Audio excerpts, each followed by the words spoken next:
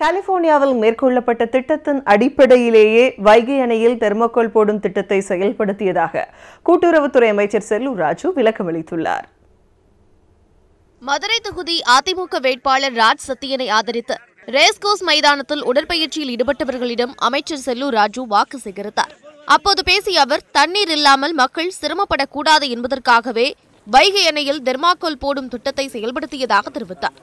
அந்த நேரத்தில் தண்ணி இல்லாமல் மக்கள் வாடக்கூடாது என்ற அடிப்படையில் அப்படி எப்படிங்க தெர்மாக்கோல் போட்டால் சரியா வரும்னா, நிச்சயமாக இது கலிபோர்னியாவில் இது நிறைவேற்றப்பட்டிருக்குது. அங்கே அதாவது பிளாஸ்டிக் பால் மூலமாக அங்கே பண்ணியிருக்காங்க. அது மிகப்பெரிய பொருளாதாரம். ஆனால் தெர்மாக்கோல் ரொம்ப குறைவான செலவில் நம்ம இதை நிறைவேற்றலாம்னு சொன்னாங்க.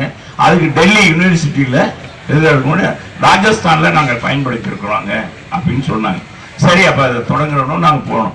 அங்கே என்னன்னா அந்த பொறியாளர் செய்த தவறு, அதை இந்த ஒன்றுபடுத்தாமல் வேற டேப்பை வெட்டி கொட்டி வச்சு அந்த காற்று அடிக்க அது பறந்துச்சு. அதான் உலகம் பூரா செல்லூர் ராஜு உலகம் பூரா மதுரையில் எருமை குளித்தாலும் கூட்டம் கூடும் என்ற நிலையில் நடிகர் நடிகைகளுக்கு கூடுவதில் ஆச்சரியமில்லை என்று கூறிய செல்லூர் ராஜு, இளமையாக குஷ்பு பிரச்சாரம் செய்த போதே மக்கள் வாக்களிக்கவில்லை என்றும் கூறினார். பொதுவாக நடிகர் நடிகைகளை பார்ப்பது என்பது பார்ப்பதற்காக ஒரு கூட்டம் இருக்கு.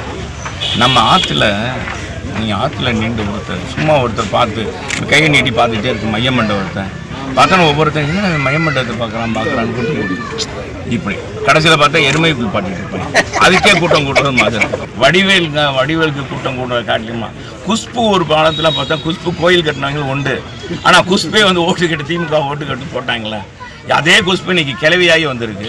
கிளவியான வந்த பிறகு பார்க்கறதுக்காக பார்த்தோன்னா ஓட்டு போடுவாங்க. மதுரையை அமெரிக்காவில் உள்ள மாநிலத்தை போல ராஜ் சத்தியன் மாற்றுவார் என்று செல்லூர் ராஜு உறுதியளித்தார். உயர்ந்த மதுரையாக, லட்சியம் கொண்ட மதுரையாக யுஎஸ் நாட்டில் இருக்கிற மாநிலத்தை கொண்டு வருவதற்கு நம் அருமை சத்தியன் அவர்கள் நிச்சயமாக நடவடிக்கை எடுப்பார். அதற்கான பணிகளை ஓங்கி குரல் கொடுப்பார். வேட்பாளர் ராஜ் சத்தியனை அதிக வாக்குகள் வித்தியாசத்தில் வெற்றி பெறச் செய்ய வேண்டும் என்றும் செல்லூர் ராஜு கேட்டுக்கொண்டார்.